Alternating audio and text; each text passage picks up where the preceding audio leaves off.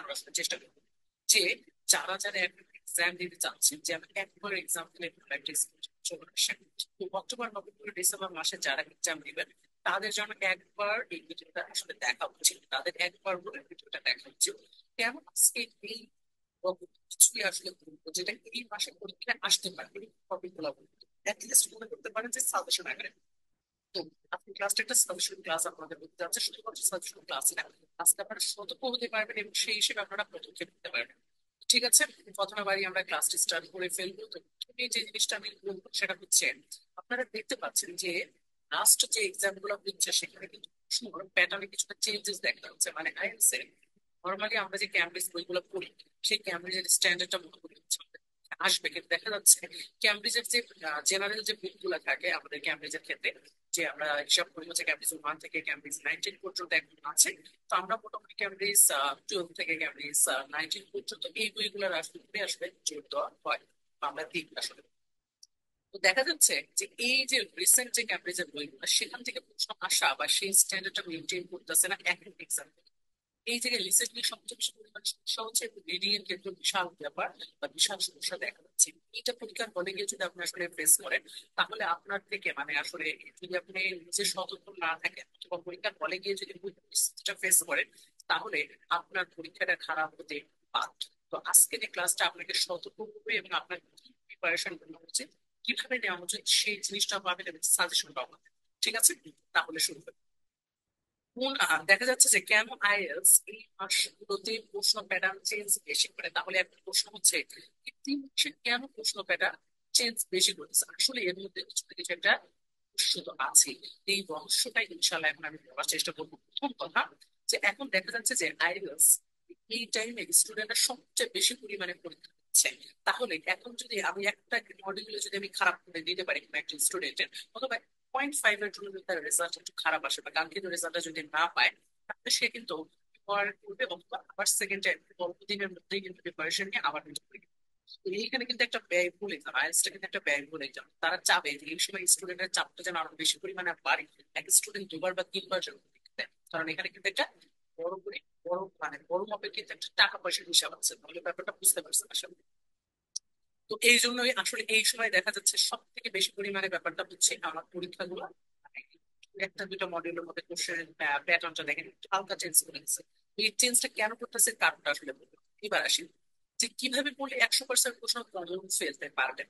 আপনি কিভাবে পড়লে প্রশ্ন প্যাটার্ন 100-তে 100 কমন ফেলতে পারবেন। আপনারা অনেকে আছেন যারা প্রশ্ন প্যাটার্ন আসলে মানে যে ক্যামব্রিজ অনুসরণ করে যান, কিন্তু ফাইনালে গিয়ে যখন ক্যামব্রিজকে দেখেন ক্যামব্রিজের মধ্যে প্রশ্ন আসে নাই, প্যাটার্নের প্রশ্ন আসে নাই, কিন্তু আপনারা অনেক বেশি নার্ভাস হয়ে যান। আর এই নার্ভাসটা যদি পরীক্ষার হলে গিয়ে আপনারা হন, তাহলে আপনার যে রেজাল্টটা আসার কথা ছিল সেই রেজাল্টটা কিন্তু পাবেন না। এই জন্য পরীক্ষার হলে গিয়ে নার্ভাস হওয়া কখনোই যাবে না। তো আমি সেজন্য বলবো যে আপনারা যে জিনিসটা করবেন 3টা টিপস ফলো করার চেষ্টা করবেন। এই 3টে টিপস যদি আপনারা ফলো করেন, তাহলে আপনারা পরীক্ষার হলে গিয়ে 100% কনফার্ম বা আপনি কনফিডেন্টলি উত্তর করতে পারবেন যে কোনো ধরনের প্রশ্ন, এবং প্রশ্ন প্যাটার্ন আপনি কমন করতে পারবেন। তাহলে 1 নম্বর টিপসটা হচ্ছে কি, অফিসিয়াল গাইড। আমি আপনাদেরকে বলবো আপনারা এখন অফিসিয়াল গাইডের মিনিমাম 4টা টেস্ট, আমি আগে কিন্তু 2টা টেস্টের কথা বলেছিলাম, এখন আমি 4টা টেস্টের কথা একটু বলবো আপনাদের। মিনিমাম 4টা টেস্ট আপনারা করে যাবেন অফিসিয়াল গাইড থেকে। টেস্ট 1, 2, 3 and 4, এই 4টা টেস্ট অফিসিয়াল গাইড থেকে মিনিমাম করবেন। আইএলটিএস এর ক্যামব্রিজের যে বইগুলো আছে, ক্যামব্রিজের বইয়ের থেকেও সব থেকে বেশি ইম্পর্টেন্ট হচ্ছে ক্যামব্রিজ অফিসিয়াল গাইডের টেস্ট গুলো। এগুলো খুব খুব খুব বেশি ইম্পর্টেন্ট। ক্যামব্রিজ অফিসিয়াল গাইডের টেস্ট 1, 2, 3 and 4, এই 4টা টেস্ট খুবই খুবই খুবই ইম্পর্টেন্ট আপনাদের জন্য। তো আমি বলবো ক্যামব্রিজ অফিসিয়াল গাইডটা 100-তে 100 কনফার্ম আপনাদেরকে করতেই হবে।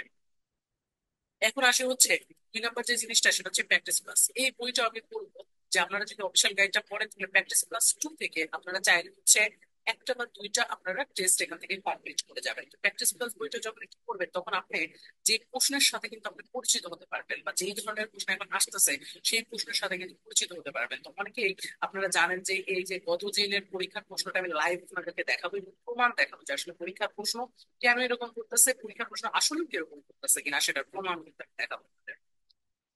ঠিক আছে, তাহলে আমি বললাম দুইটা বইয়ের নাম বললাম, একটা হচ্ছে প্র্যাকটিস প্লাস 2 আর একটা হচ্ছে অফিসিয়াল গাইড। এই দুইটা বই আপনাদের একটু হলেও কমপ্লিট করে যেতে হবে বা একটা বা দুটো করে টেস্ট কমপ্লিট করতে হবে, তাহলে আপনার আর কোনো ভয় থাকবে না। এবার আসেন দেখেন, আপনারা 5 অক্টোবরের এক্সামটাকে একটু দেখাচ্ছি, এক্সামের কোশ্চেনটাকে একটু দেখাচ্ছি আমি আপনাদের। দেখেন লিসেনিং পার্ট 1 দিছে গ্যাপ ফিল নো মোর দেন 3 ওয়ার্ড। আচ্ছা দেখেন, এই 3 ওয়ার্ডের গ্যাপ ফিল কি সচরাচর ক্যামব্রিজের, আপনার যদি দেখেন যে হচ্ছে ক্যামব্রিজ 14 থেকে ক্যামব্রিজ 19 বা 19 পর্যন্ত এই বইয়ের মধ্যে প্রচুর পরিমাণে কি পার্ট 1-এ 3 ওয়ার্ড বা 2 ওয়ার্ডের গ্যাপ ফিল আছে। আপনার এই বইয়ে সবচেয়ে বেশি মানে প্রচুর পরিমাণে কি আছে? একটা দুইটা জায়গায় জাস্ট আছে, তাছাড়া কিন্তু নাই। তাহলে এটা কিন্তু ক্যামব্রিজের স্ট্যান্ডার্ড, বা আপনার 3 ওয়ার্ড বা 2 ওয়ার্ডের গ্যাপ ফিলের সাথে কিন্তু আপনি পরিচিত না, তাহলে পরীক্ষার হলে গিয়ে যখন এটা দেখবেন আপনি কিন্তু নার্ভাস হয়ে যাবেন। তো আমি সেই জন্য বলতেছি এই জিনিসটার জন্য প্র্যাকটিস প্লাস এন্ড হচ্ছে আপনারা অফিসিয়াল গাইড এটা সেটা। এবার দেখেন 11 থেকে এখানে এমসিকিউ আসছে, বক্স ম্যাচিং আসছে, এটা সচরাচর নর্মাল জিনিস, সেটা দিতে পারে। তারপরে এমসিকিউ, লং এমসিকিউ আসছে, ডাবল এমসিকিউ। দেখেন এমসিকিউ খুব বেশি দিচ্ছে, তার মানে আপনি যদি 3 5 15টা এমসিকিউ চিন্তা করেন, তাহলে 15টা এমসিকিউ আবার সাথে 5টা ম্যাচিং, তাহলে বুঝতেই পারতেছেন এই জায়গায় কি অবস্থা।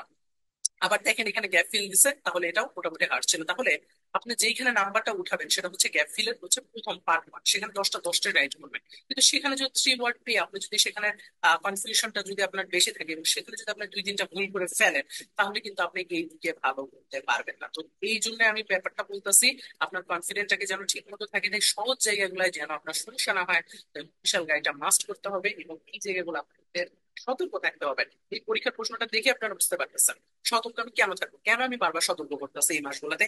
আমি ভাই যেটা বলি সলিড কথা বলি, আমি অ্যানালাইসিস করে কথা বলি, আমি অন্য টিচারদের মতো না, অন্য কারণ মতো না। আমি যেটা কথা বলি সেটা অ্যানালাইসিস করে বলি, এবং সেটা আপনারা করলে আপনাদের জন্য বেটার। আমি সেটা আগে থেকে আপনাদেরকে সতর্ক করে দিচ্ছি। এবং আপনারা এই জিনিসগুলো যদি শিখতে চান, আপনারা যদি মনে করেন যে না ভাইয়ের কাছ থেকে এই জিনিসগুলো শিখবো এবং ভালো করে শিখবো, ভালো একটা জায়গায় যেন আমি যেতে পারি এবং আমার পরীক্ষাটা যেন বারবার না দিতে হয়, আমি একবার দিয়ে যেন ভালো একটা স্কোর করতে পারি, অল্প কিছুদিন সময় আছে, 1 মাস বা 1.5 মাস সময় আছে, আমি তাহলে খুব ভালো একটা ক্লিপ করতে চাই, তাহলে আমি বলবো যে আপনি আপনাদের কিন্তু 3 ঘন্টা করে ক্লাস নিই এবং প্রতিটা দিন রেগুলার ক্লাস। তো রেগুলার ক্লাস এবং 3 ঘন্টা বা 2.5 ঘন্টা ক্লাস কিন্তু যে কোনো টিচার, খুবই কম টিচার কিন্তু আছে অনলাইনে যারা কিন্তু আসলে নিচ্ছে, অথবা আমার মনে হয় যে এরকম নাই কেউ যারা এতটা ডেডিকেটলি ক্লাস নিচ্ছে। তো আমি সেটা অনলাইনে করতেছি, আপনারা যদি এটা চান তাহলে উপরের নাম্বারে নক করেন, আমি আপনাদের অফিসিয়াল গাইড ক্যাম্পাস বই সবই মোটামুটি করাই দেবো। আপনাদের গ্যাপ ফিল যেন পরীক্ষায় গিয়ে কোনো প্রশ্নে যেন আপনাদের সমস্যা না হয়, এমনকি 1 ওয়ার্ডের কোশ্চেনটা পর্যন্ত আমি করাই দেবো। এমন আইটেম গুলো যেগুলো সচরাচর আসে না, সেগুলো আমি করাবো যেন আপনাদের পরীক্ষার হলে গিয়ে যেন কোনোভাবে প্রবলেম না ফেস করতে হয়।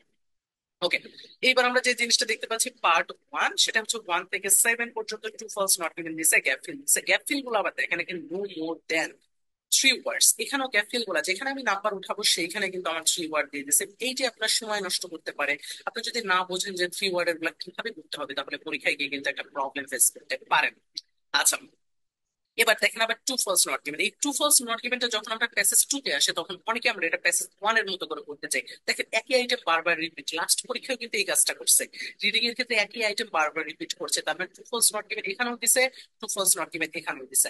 টু ফলস নট গিভেনটা যখন বারবার রিপিট হচ্ছে, এইটার স্ট্যান্ডার্ড কিন্তু চেঞ্জ হয়ে যাচ্ছে। প্যাসেজ 1 এ যেভাবে টু ফলস নট গিভেন কে হ্যান্ডেল করতে হয়, প্যাসেজ 2 তে কিন্তু সেভাবে না। এইখানে কিন্তু একটু চেঞ্জেস আছে, এই জায়গাগুলো আপনাকে বুঝতে হবে, আপনাকে শিখতে হবে, তাহলে আপনি পরীক্ষায় যাবেন কখনোই নার্ভাস হবেন না অথবা ঘাবড়ায় যাবেন না। এক আইটেম যদি রিপিটও হয়, নো প্রবলেম। আবার দেখেন এই যে 23 29 থেকে 35 হচ্ছে গ্যাপ ফিল দিচ্ছে, প্রশ্নটা গ্যাপ ফিল দিচ্ছে এবং লাস্টে ইয়েস নো দিয়েছে।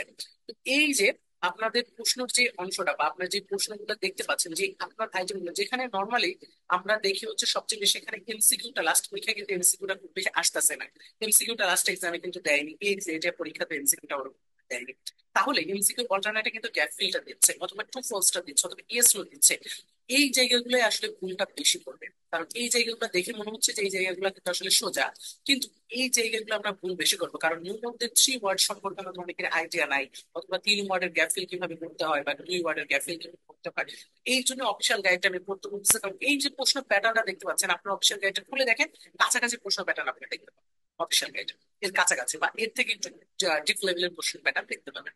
তাহলে আপনি যদি অফিসিয়াল গাইডটা ক্লিয়ারলি করতে পারেন, অথবা আপনি যদি এই সকল প্রশ্নের সাথে যদি অভ্যস্ত থাকতে পারেন, অথবা লাস্ট একটা এক্সামে আসছে কোশ্চেন 1 ওয়ার্ডের কোশ্চেন আসছে সেটা দিয়েছেন, অথবা লিস্ট অফ এডিং এর অনেকগুলো কোশ্চেন দিয়েছেন, এই যে জায়গাগুলো এই জায়গাগুলো যদি আপনি ঠিক মতো করতে পারেন, তাহলে আপনি পরীক্ষায় ভালো করতে পারবেন, নাহলে কিন্তু পরীক্ষায় ভালো করতে পারবেন না। তা আপনাদের এই জায়গাগুলো আমি একটু বলবো, সতর্ক করে দিচ্ছি। যে আইটেমে সবচেয়ে বেশি সময় দিচ্ছেন সেই আইটেম পরীক্ষা নাও আসতে পারে, যে আইটেমটা আপনি বুঝতেছেন না, সময় কম দিচ্ছেন, সেই আইটেমটা থেকে প্রশ্ন বেশি আসছে।